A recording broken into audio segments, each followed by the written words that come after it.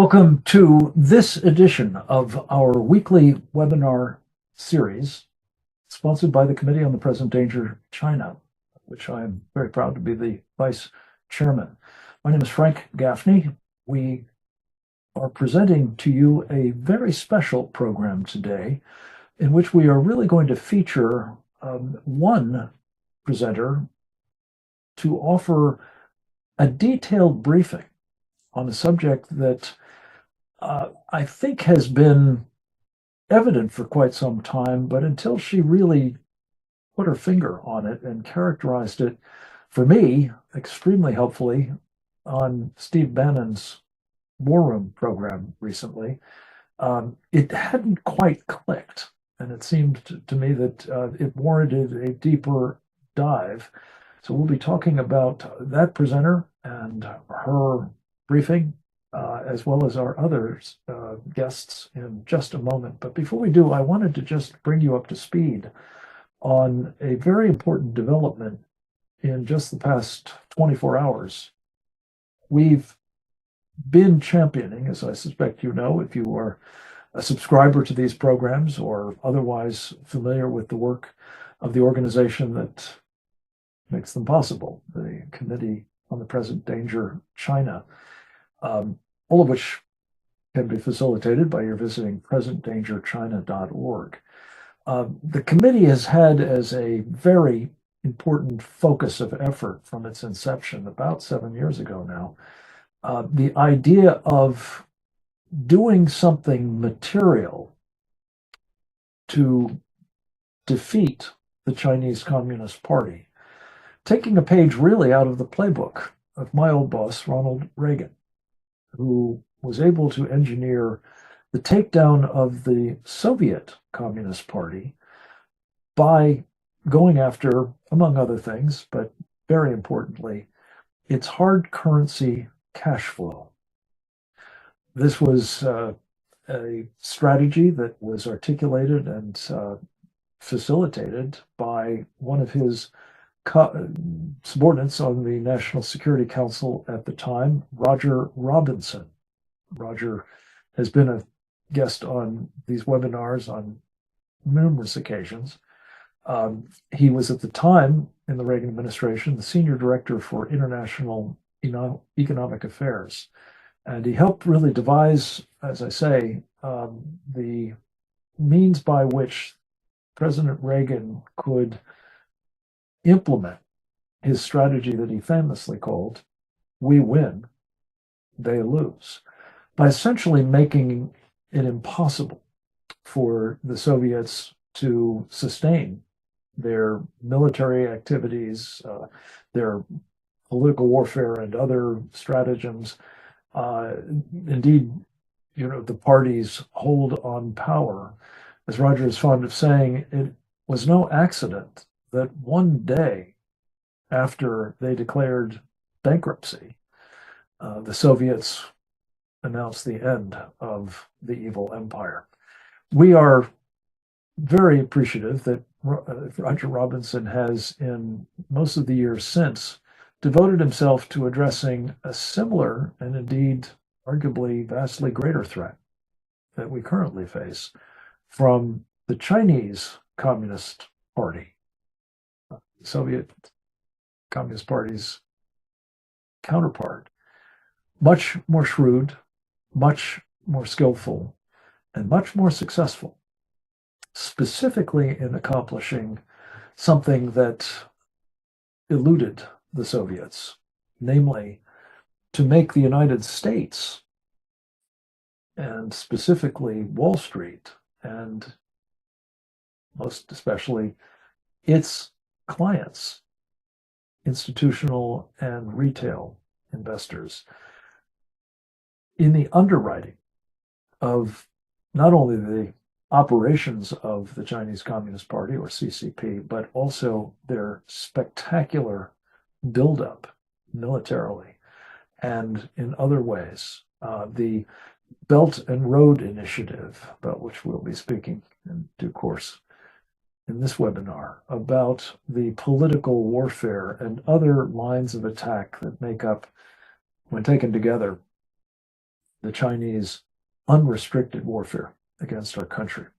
I wanted to just mention that yesterday, as we speak, Roger Robinson was featured on Maria Bartiromo's program on Fox Business, in the course of which he talked at length about this problem of our underwriting our mortal enemy, the Chinese Communist Party, through its various companies that are now on Wall Street or otherwise packaged in things like exchange traded funds and index funds and mutual funds and other investment vehicles.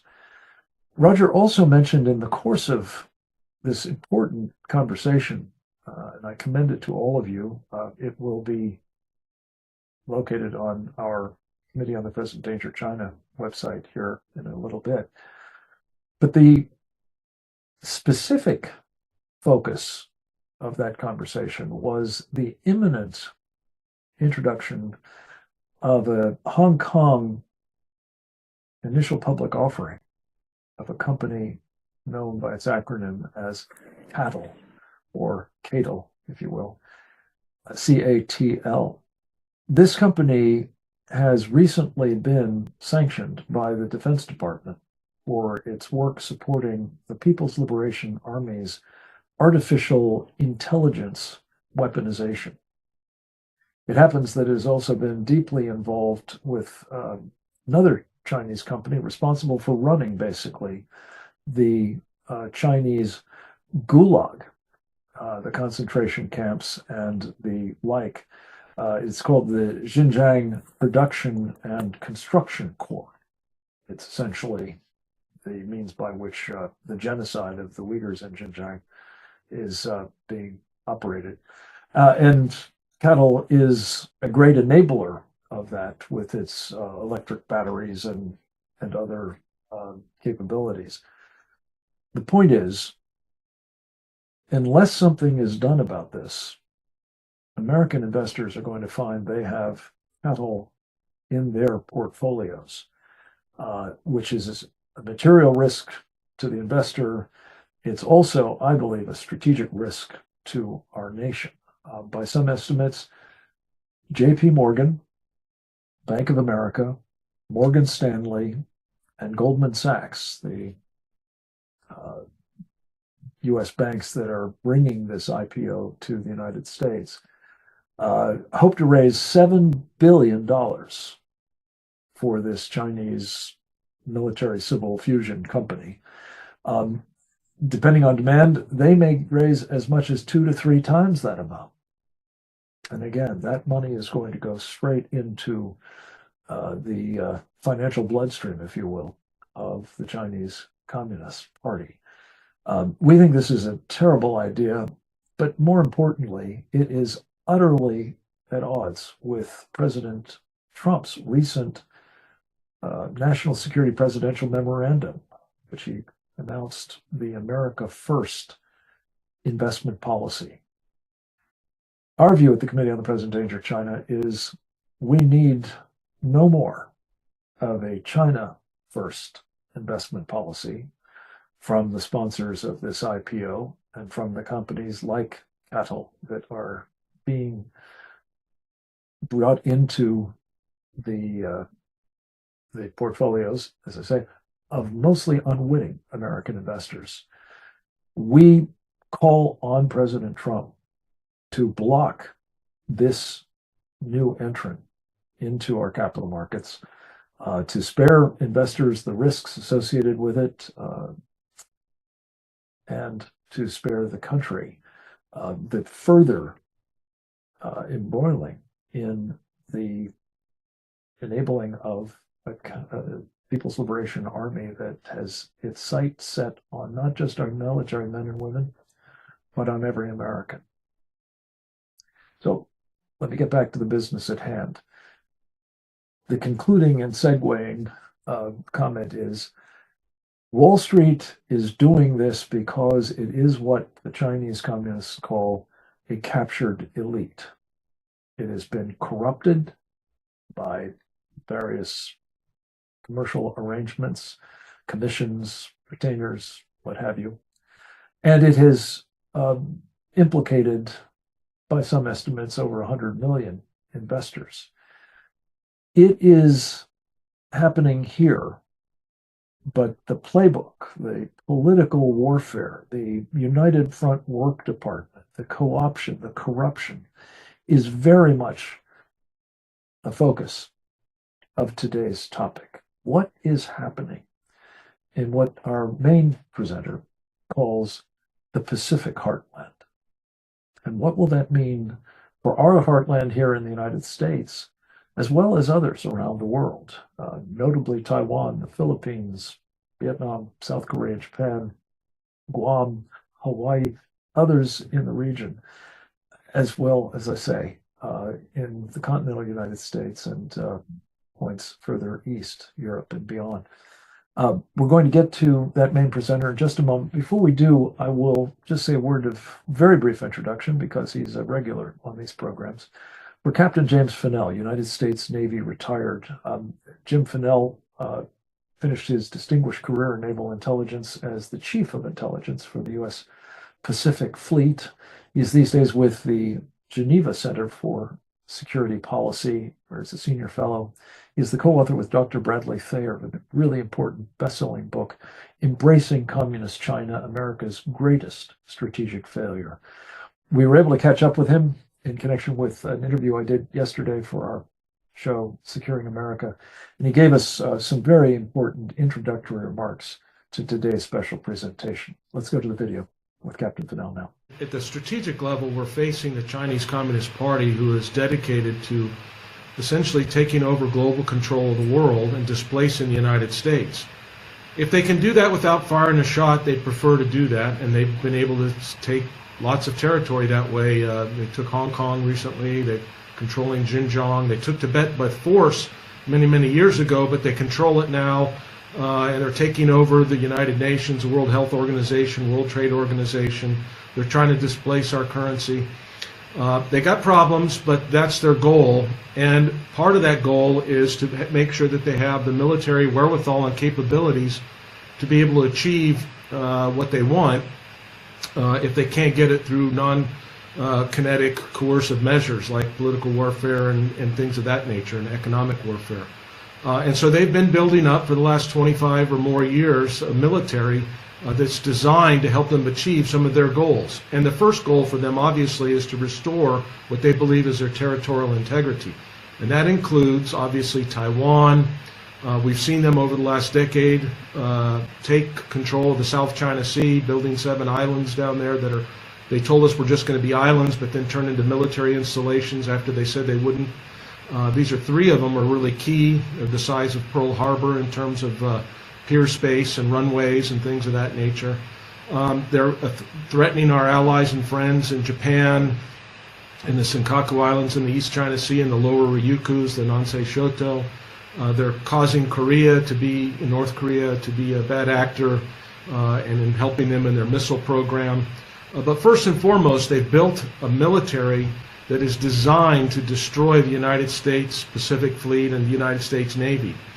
And they've done that through all domains, building an intelligence, surveillance, and reconnaissance capability in space, building communication satellites that can relay that critical time targeting information to the shooters, if you will. They've built a strategic rocket force that's got missile systems that can rain down and threaten our fleet inside the first island chain and through the second island chain with the DF-21D and then the DF-26. And then they've equipped their ships, their submarines, and their aircraft with anti-ship cruise missiles, sea-skimming, hypersonic, supersonic, long-range, 200 to 300 kilometer range, longer than anything that the U.S. has.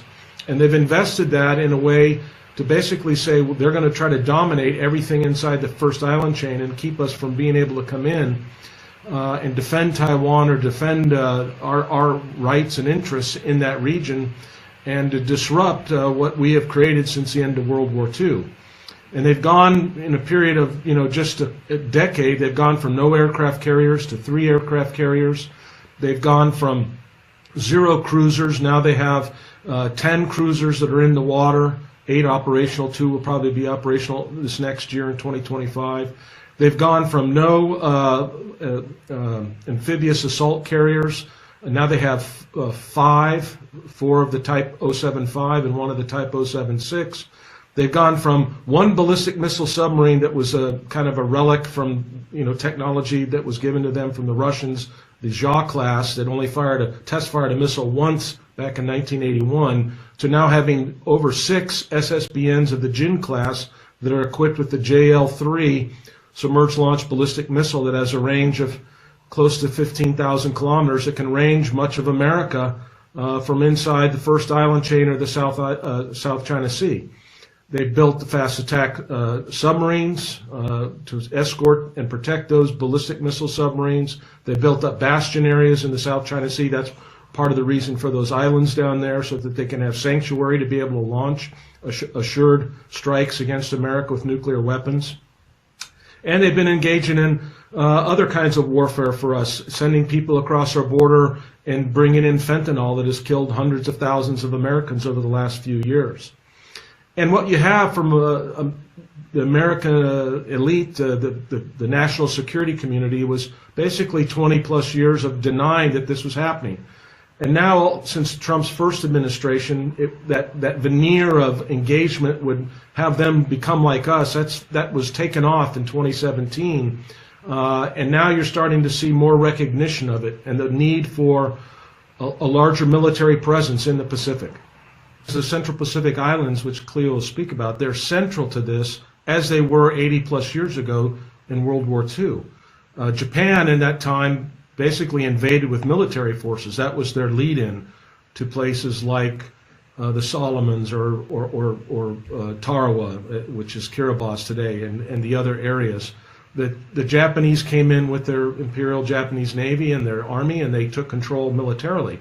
What we've seen over the last decade is China moving in with soft power and basically taking advantage of American and Australian and New Zealand neglect.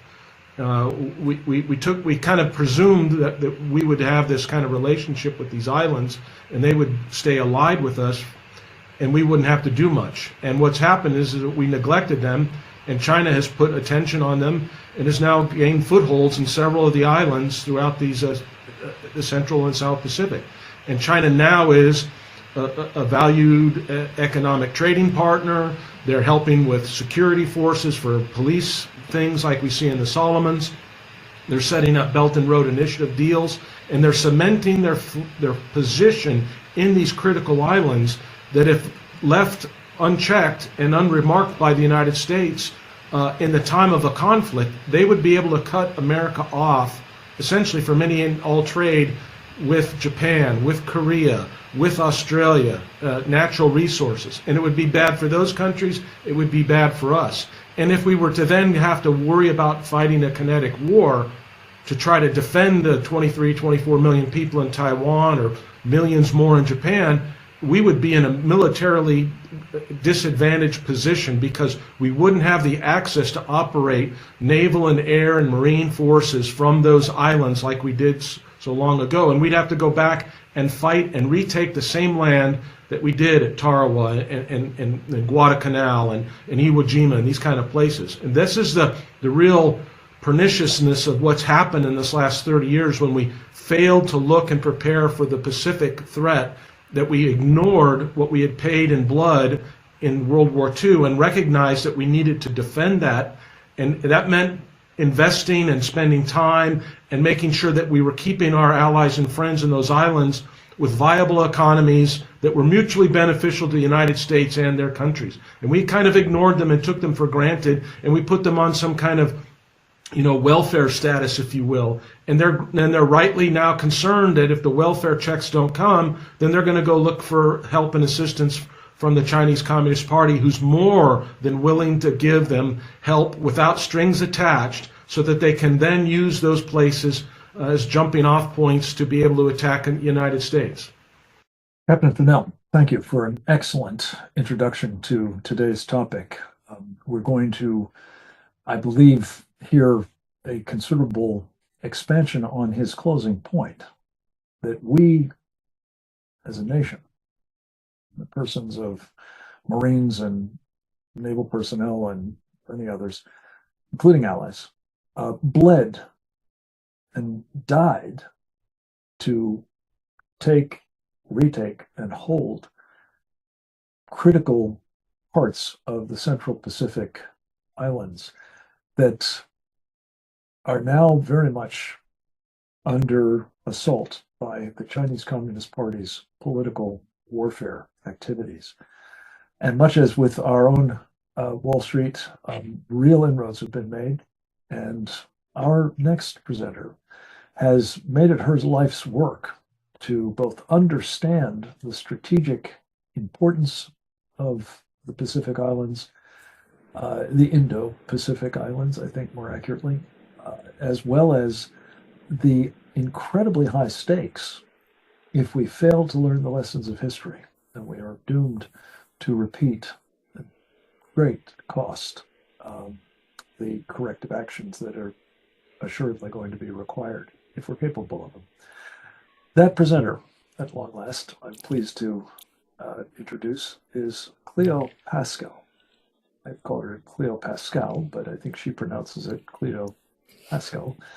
Whatever she calls it is fine with me, as is basically everything else she says. I have been so tremendously impressed by her grasp of these issues, her deep personal knowledge of the terrain, I guess you could call it, but it's actually mostly seascape, dotted by strategic islands in three distinct chains in the Western Pacific, from north to south. Cleo is a non-resident senior fellow at a terrific organization, the Foundation for Defense of Democracy. She is a columnist for the Indian Sunday Guardian, and I'm thrilled to be able to say we are going to get today a sneak preview, if you will, on testimony that she will be giving before an important commission established by Congress. That would be the U.S.-China Economic and Security Review Commission, which she will deliver her remarks to on Thursday, the 20th, next week. So without further ado, we've asked Cleo to depart from our usual format of making basically truncated remarks, to give her the time to really develop in some detail just what's on the line, and to give you an in-depth understanding of just how important is the Pacific Heartland to the future viability of our own here at home. Cleo, welcome back. It's good to have you. The floor is yours, ma'am. Thank you very much, and thank you to the committee for focusing on the topic. At least according to the CCP, my last name rhymes with rascal, so if you can call me Cleo, that's helpful. I'm going to talk a little bit about this very vast region, and I'm going to go back beyond World War II. We sort of know the story of World War II, but the U.S. in the Pacific before World War II really sets the stage for understanding how important this has been to the U.S. for at least 2 centuries. And it's going to, I hope, help a little bit decolonize the mental strategic map that we have. A big part of the problem is that the American strategic community is literally uses a Eurocentric map. So Oleg, if we could put up that first map, please. So if you went to school at a time when there were actual maps up on the wall, you might have thought it was North America centered, but it was actually centered on Europe, and the dominant ocean was the Atlantic. This is National Geographic's map, not the Royal Geographical Society, but U.S. National Geographic's map. As you can see, it's actually Europe that's physically at the center of the map, and the dominant ocean is the Atlantic Ocean.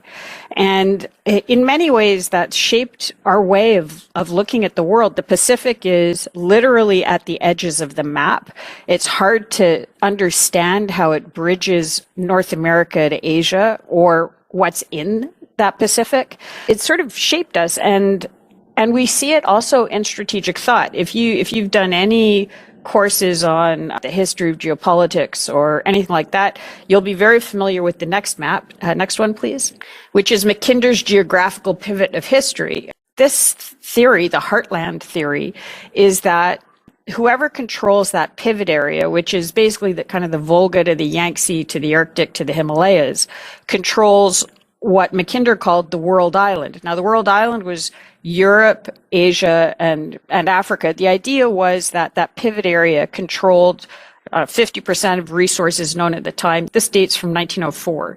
And so engagement in that area, control in that area, was critical for controlling the direction of the world. He called it that region the geographical pivot of history. Whoever had control over that area could expand out from there and have extensive control.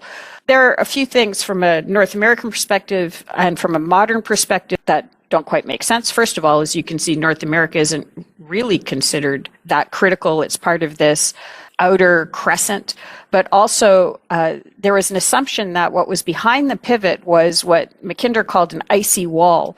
So that area was backed up against something that nobody could get at them from. The Arctic was not considered strategically important. And we saw that during the Russo-Japanese War, around the same time, 1904, 1905, the Baltic Fleet had to get from Russia to Japan, and it had to go west past the UK, down the Horn of Africa, and then all the way along in order to get to Japan. It took about 8 or 9 months to get to Japan. By the time this fleet got there, it was covered in barnacles, the men were exhausted, and they were destroyed very quickly.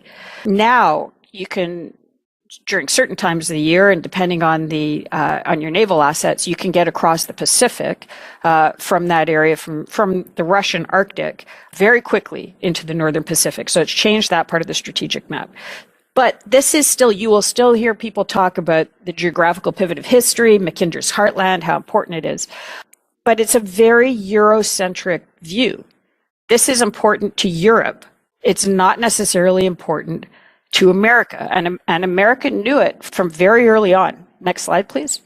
In 1938 to 1942, the U.S. sent out an exploring expedition. It's also known as the XX, and it collected samples and did ethnographic studies. It discovered Antarctic. We hear a lot about Cook's voyages and a lot of those European voyages of discovery, but this was an extraordinary American one that was one of the biggest of the area, and its goal was to understand the Pacific. And so a lot of the samples from that expedition ended up in the Smithsonian, and this is a quote from Smithsonian Magazine. Besides establishing a stronger diplomatic presence throughout the Pacific, the expedition sought to provide much-needed charts to American whalers, sealers, and China traders. Decades before America surveyed and mapped its own interior, this government-sponsored voyage of discovery would enable a new determined nation to take its first tentative steps towards becoming an economic world power. There was understanding that the economic future of the United States was in the Pacific, understanding and being comfortable in the Pacific. Next slide, please. And you saw the development that going there. The sort of push of manifest destiny didn't stop at the Western coast. And there was a very quick development in the 19th century. So California was admitted as a state in 1850. Alaska was purchased in 1867. Transcontinental Railway was completed in 69. Hawaii was annexed in 1898. And then the Spanish-American War came also in 1898, where the United States took possession of the Philippines and Guam. This is a particularly interesting. The Spanish-American War is critically important for understanding what the U.S. wasn't. When the U.S. beat Spain, it took the Philippines and it took Guam, but there was a whole series of other islands in the Pacific that belonged to Spain, including the Caroline Islands, parts of what's now the Commonwealth of Northern Marianas. And the U.S. didn't take it. The U.S. wanted what it needed for logistical reach and trade primarily, which was the issue with, partially with the Philippines. But it didn't want to become the sort of colonial power that was developing at the time. So those islands that the U.S. didn't take, Spain sold to Germany. which was very much of a colonial power. This is the map of U.S. possessions from around that period. And you can see they're kind of scattered all the way across, mostly small, including, by the way, the excellent harbor at Pago Pago in American Samoa. But it wasn't, except for the Philippines, it's this sort of attempt to colonially grab the whole heart of it. And the importance of all of this was reinforced, next slide, please, when Teddy Roosevelt sent the Great White Fleet into the Pacific. And he said, in my own judgment, the most important service that I rendered to peace was the voyage of the battle fleet around the world. I had become convinced that for many reasons it was essential that we should have it clearly understood by our own people especially, but also by other peoples, that the Pacific was as much our home waters as the Atlantic.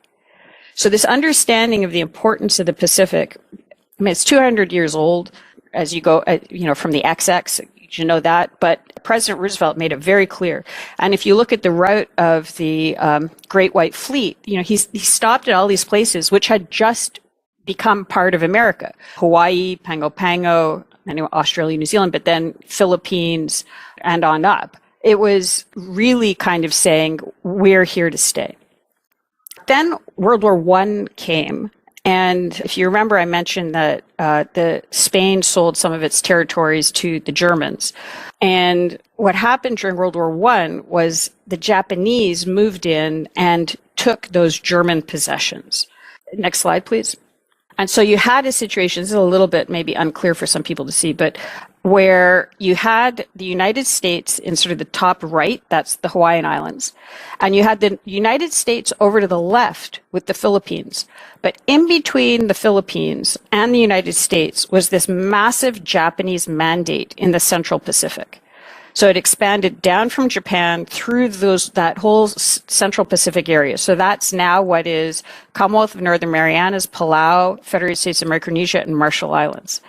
Those were places the U.S. did not take in the Spanish-American War, but Japan did, and it set up to colonize them. It set up to make them part of Japan. So the civilian headquarters for that region was Koror. It had more Japanese than Palauans living there. There were schools, health clinics, a lot of economic development. It became very much part of Japan, and it was closed largely to the outside world. But there was a lot of concern that this could become a strategic problem. For example, Pete Ellis from the Marines went to Palau to go take a look. He went across the region and he wrote what became the basis for the island hopping campaign. But he did that in the early 20s. So 20 years before the war started, people knew that this was going to be a problem. And at the same time, Billy Mitchell was in the 30s, was up in Alaska saying Alaska is going to be critical also. And when I talk about the Pacific, I am including that whole center from the Aleutians down through the Central Pacific to argue that if the U.S. doesn't have at least strategic denial over that area, it is at risk. And we saw that in World War II. Next slide, please. So what happened in World War II was Japan could hit the U.S. from that core, that center of the Pacific, that heartland of this geopolitical pivot. And the U.S. had a very hard time getting to Japan because it had the buffer of the Central Pacific, and the U.S. military had to come down through the south and fight its way back up through what Captain Fanell was describing, the battles of Guadalcanal, Iron Bottom Sound, Tarawa, Macon, to finally get to the Japanese-held territories in what's now Marshall Islands, Kwajalein, Federated States of Micronesia, Truk Lagoon, Peleliu, and Palau, and then work towards Saipan, which is Commonwealth of Northern Marianas, and then finally be able to set up the airfields in Tinian in the Commonwealth of Northern Marianas, where the waves of B-29s could go off and hit Japan.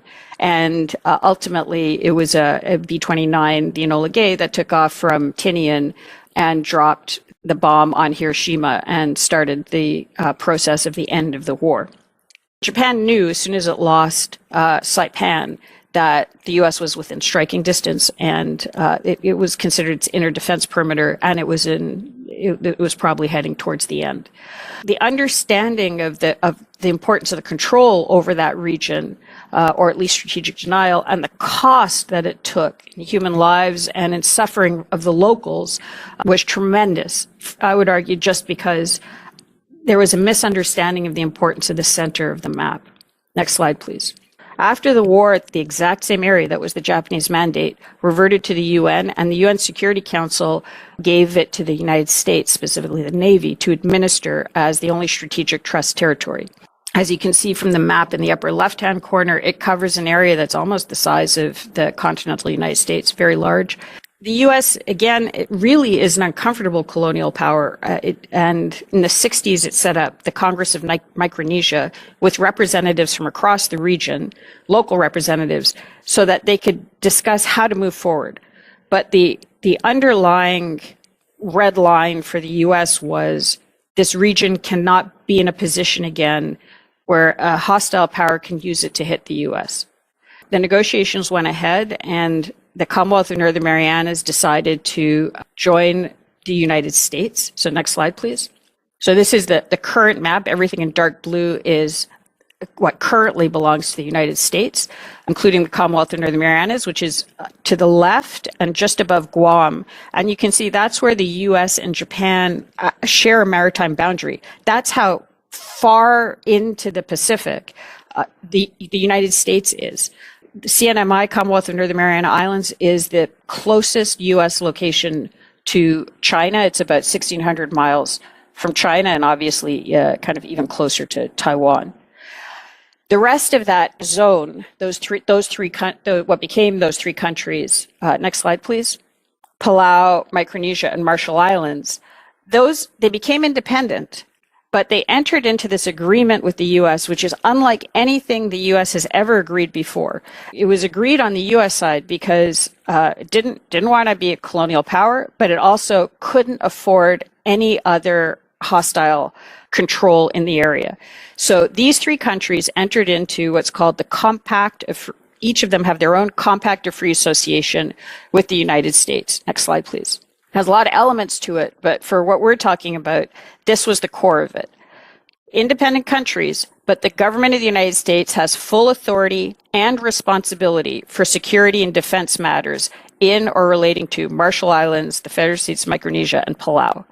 So this is how the U.S. got the strategic denial that in the center of the Pacific, that if it had had it before World War II, history might have gone a very different way. So the men and women who negotiated this on both sides, because the people of those locations also didn't want to become a battlefield again, made this incredible complex agreement to try to secure the center of the Pacific. Next slide, please. This agreement it's really unique. So people they're called the freely associated states, these three countries. They can live and work in the U.S. without a problem, as long as they don't have criminal issues. They can and do at very high rates serve in the U.S. military.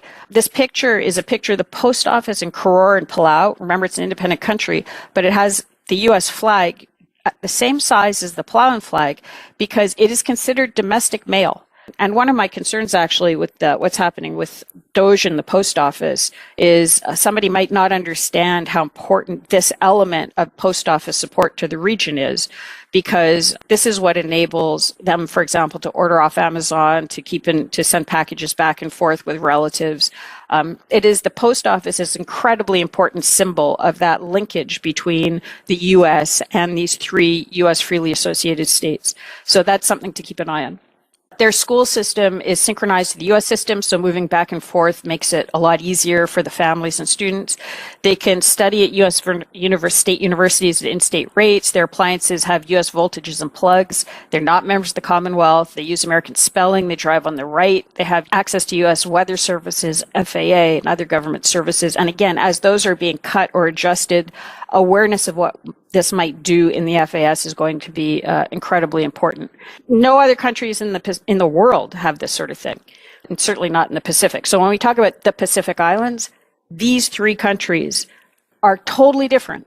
And as Captain Fanell said, this was a relationship bought in blood and out of respect for the people of those countries that suffered the last time around, and this time it's essential to make sure that persists. A peculiarity of this is that all of this is under the Department of the Interior. which is why it's interesting because Secretary Burgum, who's Secretary of Interior now, is on the NSC because of the energy security. And it would be perhaps very helpful if his role was expanded to include oversight over the relationship between the U.S. territories of Guam and CNMI and the FAS, and to ensure that Chinese activities there aren't undermining U.S. strategic interests.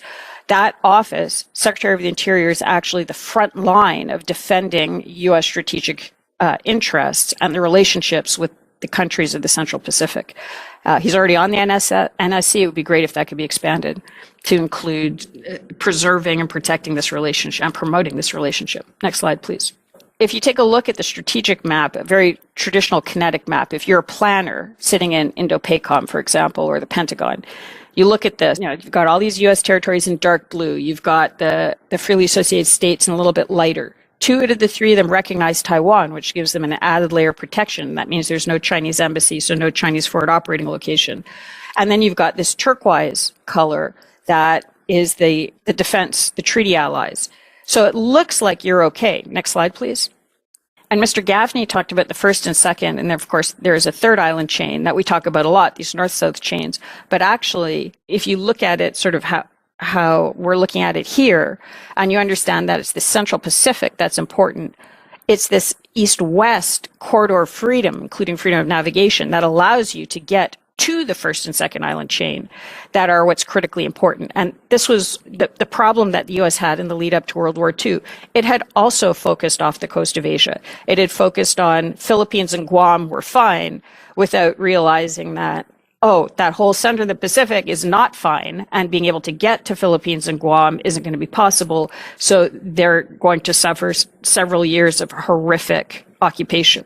But that was corrected after the war through these compacts of free association. And if you're a planner, you seem like you're okay. However, next slide, please. China also is very concerned about the first and second island chain. And this is from the PLA Navy handbook from around 15 years ago. They're very focused on it.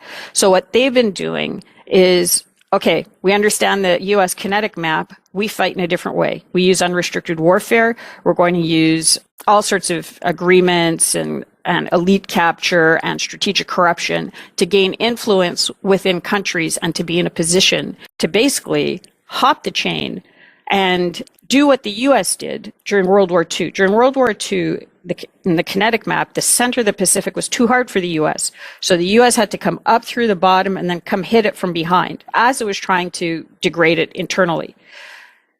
The Chinese are doing the same thing. And there's a very good paper by Toshi Yoshihara about how the PLA has studied the World War II maps and the U.S. and Japan and have learned and adapted from it. Next slide, please. So in 2022, while we had this blue kinetic map and everything looked fine, during COVID, Wang Yi went to visit the region with some agreements, and these are the countries in red where all of the restrictions that had been in place since the start of COVID were dropped just to let him come in, him and his delegation come in.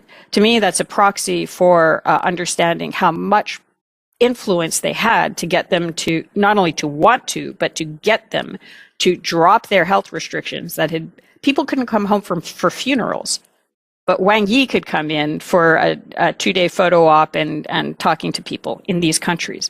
So you can see through all of the things that Mr. Gaffney and Captain Fanell talked about, this kind of strategic corruption, they got right in and they've jumped the first and second island chain. Next slide, please. So just to give you kind of a visual for it, this is the view from Mount Tapachau. A lot of Marines died in order to recapture or capture Mount Tapachau from Japanese forces. And when you look out from it, if you look offshore, you see that U.S. kinetic map with the pre-positioning ships offshore. So each of those 3 ships is provisioned to help in a case of HADR or fight a small war for 30 days. They've got everything you need. So if you're a planner and you look out there, you pat yourself on the back. Meanwhile, right in the downtown of the capital of the Commonwealth of Northern Marianas, you have this massive Chinese-backed casino It's closed, but it's just gone into it has a very complex legal history, and the FBI has raided it. Nothing has happened. At one point, a former CIA director and a former FBI director on Louis Freeh and Woolsey were both on the the advisory board of this casino. Charges haven't been brought, even though all the files, but a lot of files have been taken out. And the money that's flowed into the system, this casino at one point was running more money than the casinos in Macau directly into the U.S. banking system. And it was almost exclusively Chinese gamblers who were there. It distorted the politics and economics of the region. And you have a situation now where the delegate from the CNMI to the U.S. Congress is pushing for a lifting of the caps on direct flights from mainland China so more Chinese can come into the Commonwealth of Northern Marianas. Chinese now who come into the Commonwealth of Northern Marianas on short-term visas, or on short-term visits, do not need a visa. There's a kind of very basic EVS TAP thing they have to fill out, but they do not need a visa. It's the only part of the U.S. they do not need a visa. And they're not supposed to leave the Commonwealth of Northern Marianas, but at least in the hundreds, they are illegally taking boats and going to Guam. Some have been found on U.S. military bases. They're involved in sales and manufacture of drugs. Within the Commonwealth of Northern Marianas, the woman that ran the Bureau of Motor Vehicles was convicted of selling U.S. driver's licenses to Chinese, and they were using false U.S. identity documents.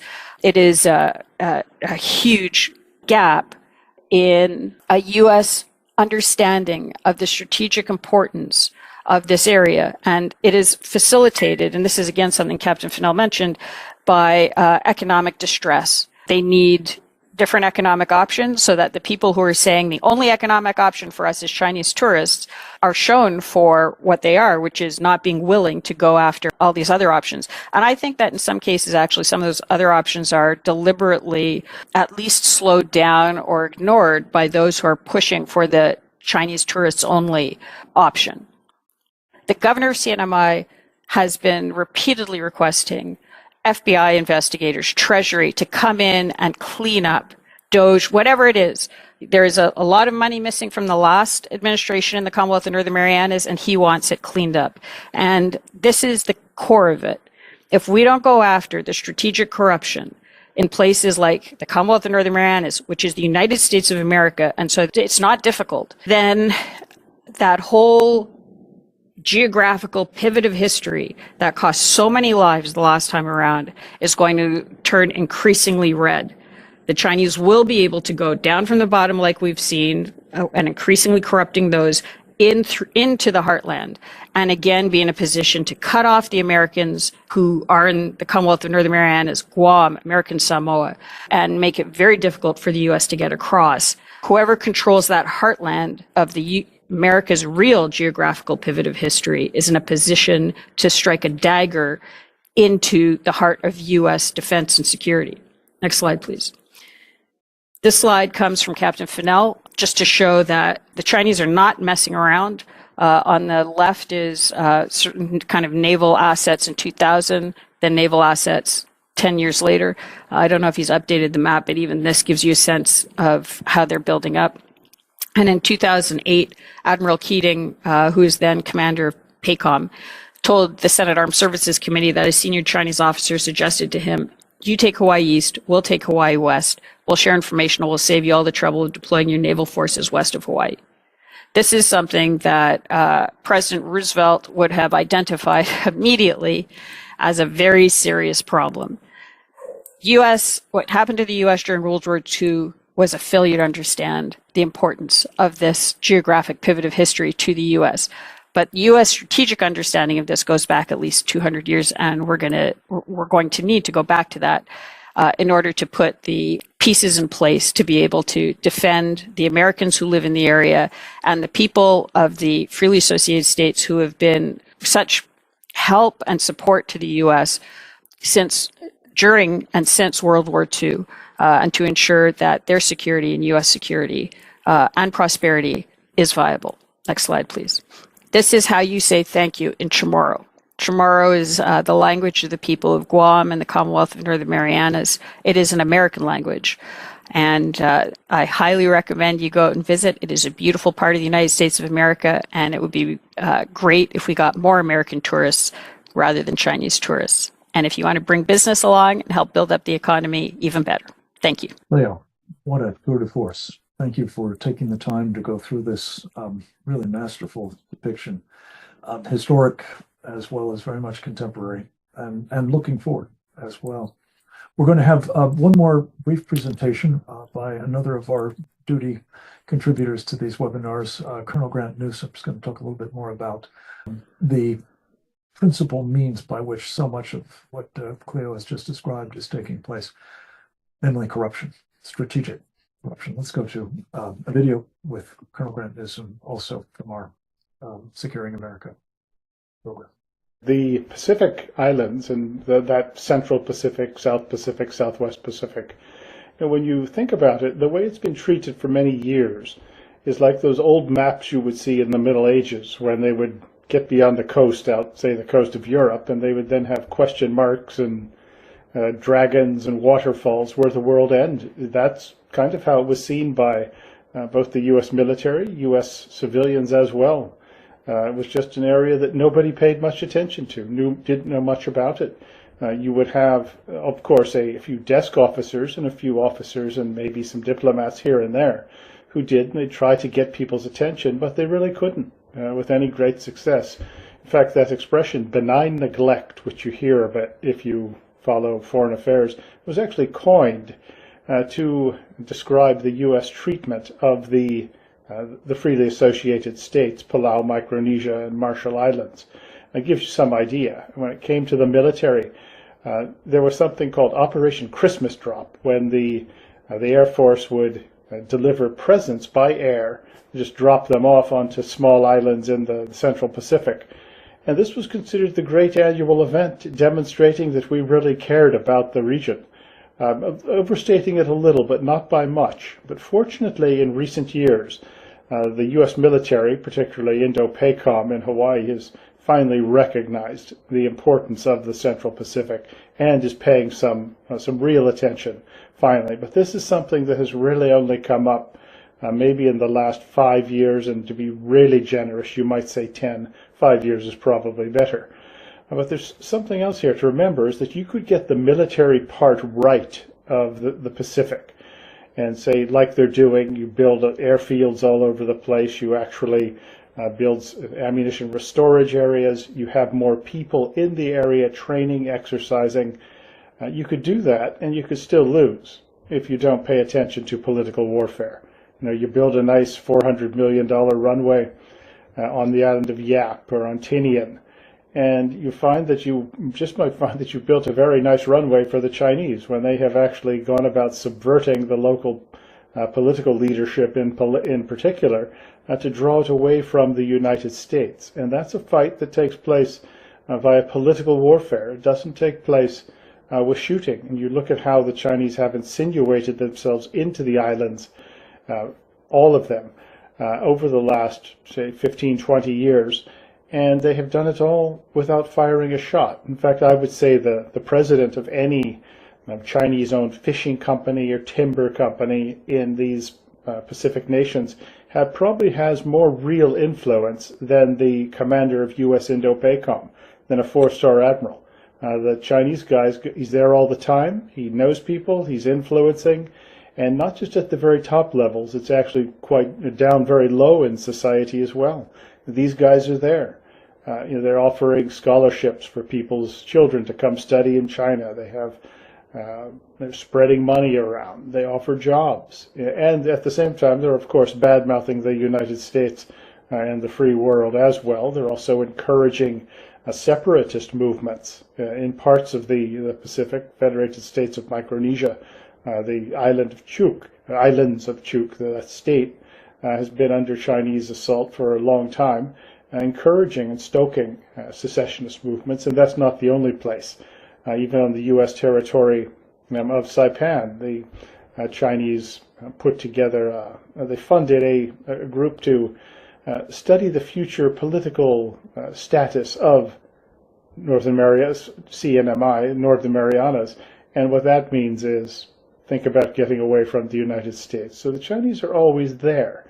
You'll see that in the U.S. side, as I said, we're paying more attention, but it's really not staffed very well by the U.S. State Department. They do have some embassies, and they've talked about opening more. And then you find that there's a couple things. You still find that Foreign Service officers are not lining up in great numbers to get assigned to the Central Pacific. Everybody wants to go to Vienna and Paris with their sort of European living, but not everyone wants to line up and get assigned to that prize billet, say in Micronesia. There are some very good people out there. I would cite the U.S. ambassador in Palau is outstanding, and you just need to duplicate that and replicate it in an awful lot of places.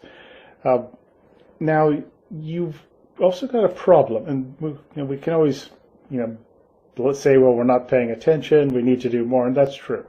But if there's one thing that you could really do that's going to make a difference for the United States and the free world's position in the Pacific and all ends of it, Micronesia, Melanesia, Polynesia, which also is an important point, that it gets across the distinctions between the regions, and too often we do treat it like the islands, the Pacific, but they're as different as North Africa is from South Africa, if you look into it. But the thing that we can really do to make a difference, and that is to provide help to people who want to have honest government, honest societies, free of particularly Chinese influence, is you go after the corruption, because that's the thing that greases everything. I talked about the local Chinese business guy, a business official having more influence than the commander at Indo-Pacific. Well, the reason he does, besides being there, is he pays it, and he's spreading money around.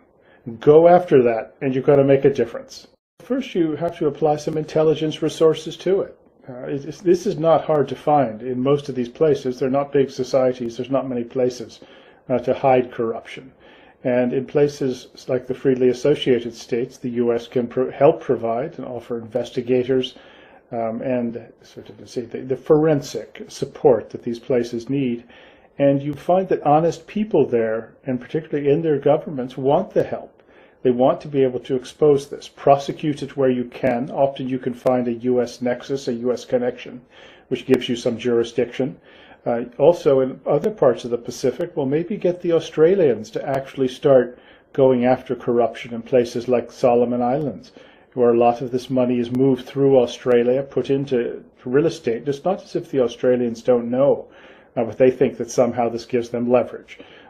By holding it over people. Well, it doesn't. But you have got to expose it in punishment, make so there's some cost for taking Chinese money. But first you've got to pay attention. And so the FBI guys ought to be going out to the parts of the Pacific where they can. But as I said, it's an intelligence problem. Expose it and prosecute it. And that would do more than any number of F-35s. Thank you. Colonel Grant Newsom, as always, for a spectacularly useful summary of the program, especially given the fact that you were doing it before the fact. It's very, very helpful indeed. I wanted just to mention, as I have on a couple of occasions previously, this book. It's entitled The Indictment. A friend and colleague Didi Laugesen and I wrote it basically from a compilation of the first 70 or so of these webinars. I believe we're up over 200 of them at this point, so we are in need of an update.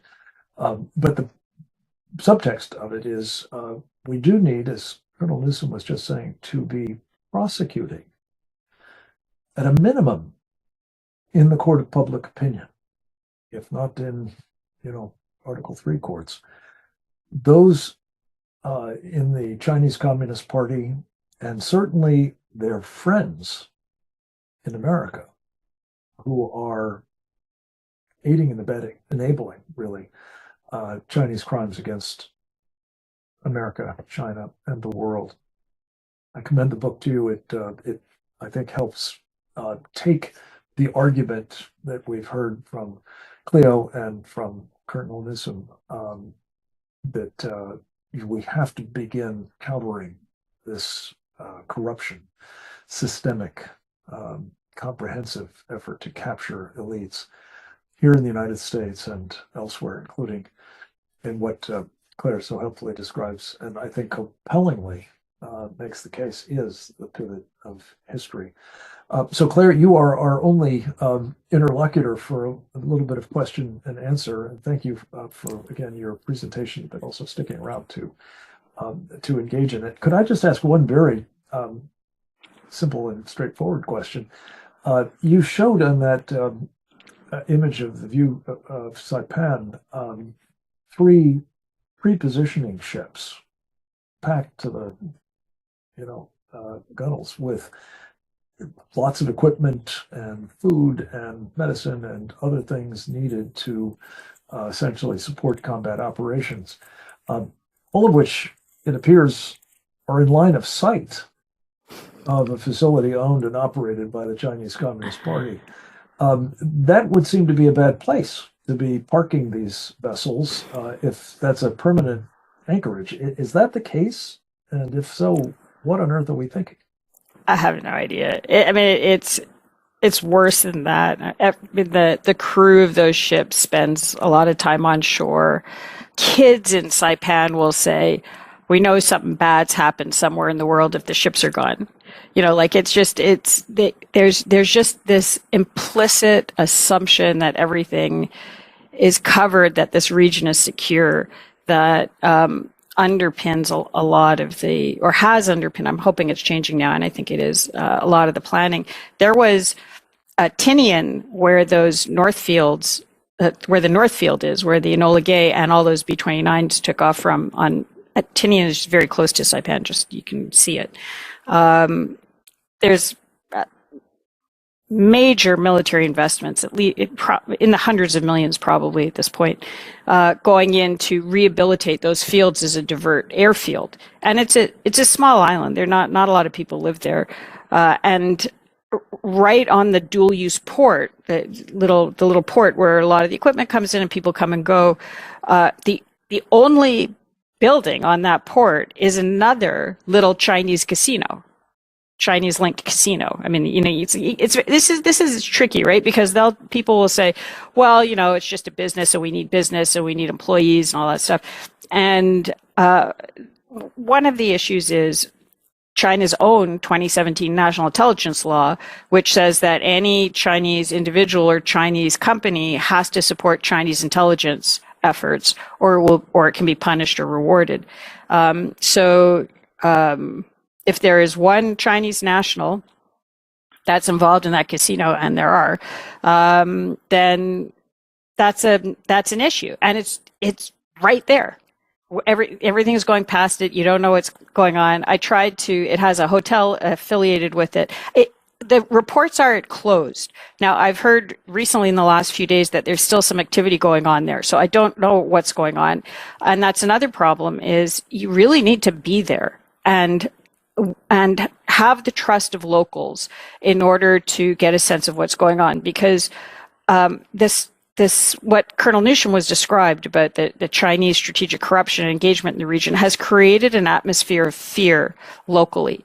People, they're very tight-knit communities, and if you have one person in your extended family who had financial problems, wanted to pay for the healthcare of their parents or education of their kids, could have had perfectly fine motives, but ended up going into business with Chinese interests that have interests that are not aligned with U.S. interests, it can rip apart a family. And people who are on the wrong side of that already are ending up with their tires slashed, sometimes finding it difficult to get a job, socially ostracized. There are incredible Americans and Palauans and Marshallese and Micronesians who are fighting this fight, and it is tough. They are putting themselves individually in the way of Chinese expansion into the geographical pivot of American history. And if they don't get what they need to defend themselves, and all of it's stuff we should be doing anyways if we believe in transparency, accountability, human rights, rule of law, going after those casinos, going after that money, then you end up with all these pieces of very odd Chinese investments in strategically located places. This thing about the Tinian in Saipan, the Commonwealth of Northern Marianas has a population of about 40 or 50,000 people. This should be possible to figure out economic development with the support of the American government. The way I look at it is block and build. You have to block the Chinese, and I also like the Filipino term, illegal, coercive, aggressive, and deceptive, ICAD. Illegal, coercive, aggressive, and deceptive Chinese activity. Yet that has to be blocked at the same time as you build up these economic alternatives so that people can live. Cleo, when we talk about many of these islands for which we have assumed, as you pointed out, full authority and responsibility, they're technically not American islands, at least in some cases. One that you mentioned that is, as I understand it, really crucial to our defense plans in the Western Pacific is a full-on American territory, Guam. You mentioned, I think, people coming from some of the neighboring islands without visas, without authorization, winding up in sensitive facilities. How would you characterize the security situation on that bit of American real estate specifically, and also the opportunity that it creates to move from there into the United States proper? It's a major problem, and Guam's representative to Congress, Representative Moylan, has publicly asked for help to deal with this. There are a lot of people in the region who know their countries or territories better than anybody else, like David Panuelo, former President Panuelo in the Federated States of Micronesia, President Whips in Palau, Congressman Moylan, who are saying we need help. And apart from the physical infiltration, of course, Guam was targeted by Volt Typhoon, the cyber penetration of its critical infrastructure. And there's some say that China wants to not have to go kinetic, but if there's an aggressive attack on Taiwan, I could see it trying to be in a position to completely debilitate Guam, CNMI, any of those striking capacities before they can get off the ground. So and we've seen it. It's horrible to think about, but for example, in Afghanistan, what the Taliban did when they came in was they started killing the pilots, the U.S. trained pilots who had the capability to use what the U.S. had left behind to counter them. And you want to make sure that not only are your airfields secure, your airplanes are secure, but also that your people are secure, because they will be targeted. There will be the Chinese undoubtedly have a list of all of the key strategic people, so to speak, in Guam, in Commonwealth and Northern Marianas. And as you know, because of comprehensive national powers approach from Beijing, that definition of strategic is very wide. And it's better for them to get to the person and then be in a position to use the infrastructure for themselves later on. So I think the point of this is, I think apart from all of the kinetic warfare discussions that Captain Fanell, for example, discusses so eloquently, and why we need to rebuild the Navy and rebuild the industrial base, we also need to look at this completely different battlefield, which is this unrestricted warfare battlefield, which includes political warfare, that's allowed them to be in a position to jump that first and second island chain. And Anytime anybody talks about the first or second island chain, if they also don't talk about securing that east-west corridor of freedom that allows the first and second island chain to exist, they forgot the message of World War II, which was you can have the Philippines and you can have Guam, but if you can't get there, it doesn't mean anything. Cleo, one other thing that I don't think you touched on, but if you did, I may have missed it, but could you just amplify on a point that we often hear when we talk about this part of the world, and particularly the threat that it now faces from the Chinese Communist Party, kinetic or pre-kinetic, and that is the importance of our allies in contributing to, well, deterrence in the first instance, and if it comes to it, the kind of correlation of forces. You mentioned comprehensive national power. You might say a further word about that too. But how does say Australia or New Zealand play, if at all, in sort of helping us with this pivot of history region that they're a lot closer to than we are? I would argue that they're not. This is the U.S., so they're way down at the bottom. They have, in the same way that we've got this Eurocentrism in our head, there has been a very effective PR campaign by Australia and New Zealand to present themselves as being key to the Pacific Islands. As you saw from the presentation, they have no history in the Central Pacific. This, if you're from Yap, your great grandfather would have spoken Spanish, your grandfather German, your father Japanese, and you speak English. There's no Australia or New Zealand involved in there at all. The islands that are critical for Australia and New Zealand's security are below the equator, and that was one of the reasons why the Americans went down there initially. Also, Guadalcanal, for example, is to make sure that those supply lines to Australia and New Zealand were kept open. If you noticed, all that red on the map, those are areas where Australia and New Zealand said to the U.S., don't worry, we have it covered. They clearly don't. They put out press releases. I mean, you just saw, for example, with the Cook Islands, which is Cook Islanders hold New Zealand passports, New Zealand citizenship. But there's this fiction that it's an independent country, which was reinforced by the Biden administration, which said that it was an independent country. And that gave it the maneuverability to go and sign a deal with China. In the case of Solomon Islands, you have a very pro-PRC government that the Australians are giving over $100 million to them for policing. Their police minister owns a company in Singapore with a Chinese national and the son of the Solomon Islands prime minister who flipped the country from Taiwan to China.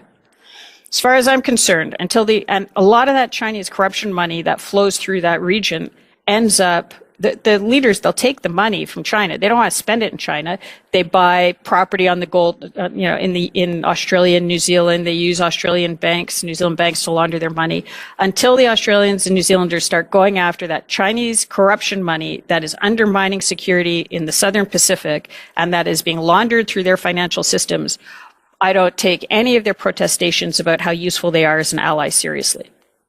You started this presentation, which again was extremely impressive, with a remark that was made to one of our former commanders of what I think at the time was called Pacific. PACOM, Pacific Command. Yeah. That the Pacific would be, bifurcated with China taking west of Hawaii, with us being responsible for east of Hawaii. And for reasons that I think you've amply demonstrated, there's a lot more interesting things in the west of Hawaii. But they're Americans west of Hawaii. Yeah, exactly. Could you just talk a little bit about having leapt even further, arguably, past that third island chain, I guess, Hawaii, to the west coast of South America, and building now huge ports and installations there with the Belt and Road Initiative moniker that would enable them to cut our supply lines from, our own hemisphere as opposed to fighting it out in the Central Pacific. How does all of that bear on the pivot you're talking about? I'm very grateful for the question. Chinese activity doesn't teleport from China to Latin America. It goes through the Pacific. It's all about that. In that context, I'd underline the role of American Samoa, which is the only part of the U.S. in the Southern Hemisphere. And it is right there in between China and Latin America, depending on where you're heading to in Latin America. So apart from all of this other stuff, and by the way, we've talked about this before, but it's worth bringing up again. You know, when the Chinese operate, it's often a braided approach. So they'll say, we're here for commercial interests. We're going to help you build a port. There's usually, well, actually always a strategic component. The port just happens to fit PLA Navy specs. But there's that third element of corruption and criminality that comes along as well. They just happen to, you know, have bought off the right people at that port to smuggle in. Usually, what we focus on mostly now is drugs, but they could be bringing in shoulder-fired missiles, whatever they want, right? Once they've got that whole system set up. And so what the Congresswoman from American Samoa said recently at one of the hearings was she's surrounded on three sides by countries that are very favorable to China, and she is worried about illegal fisheries and all that stuff, but the criminality in places like independent Samoa coming into her country and her part of the country and affecting that their social, economic, and political stability. So yes, it's Latin America, but it's flowing through the Pacific and it's affecting everything along the way. So when we look at, again, it's a mental map issue. When you look at China in Latin America, that is, again, a Pacific story. Cleo, maybe this will be the last question. You mentioned fisheries. You mentioned these huge fishing fleets that are now reportedly sort of vacuuming up fisheries and the ocean areas of basically everything, impacting obviously the traditional fishing communities in many of these islands, as well as giving the Chinese another power projection capability, some armed, some not. What is your attitude towards this aspect of the Chinese unrestricted warfare, how it plays into the political warfare as well? I mean, I think it was Jim Fanell or maybe Colonel Newsom who talked about the influence that these fishing fleet captains might have relative to a four-star admiral, for example. Quickly, just walk us through how that plays into this and the corruption that may emanate from that as well. First of all, for people in the Pacific Islands, fish have an emotional connection. So if you're in the Federated States of Micronesia, for example, many people belong to clans, and some of those clans are identified by marine animals. So you're a shark clan or you're a stingray clan, whatever it is. And so when the Chinese fisheries do this kind of rapacious sort of fishing, it actually hurts personally. And we hear it in Palau also. It's like an ancestor has been ripped from the sea, or a giant clam that you've watched grow for your entire lifetime suddenly disappears. So there's that emotional connection. But then, of course, obviously it has huge economic effect. And then from a pure Chinese perspective, the fishing fleet can be cover for other activity, as the Filipinos know very well. And so it's just not good. There's nothing good about it. And that's why, again, the Congresswoman from American Samoa has asked for a permanent Coast Guard station in American Samoa. Currently, the Coast Guard, which is great, but severely under equipped.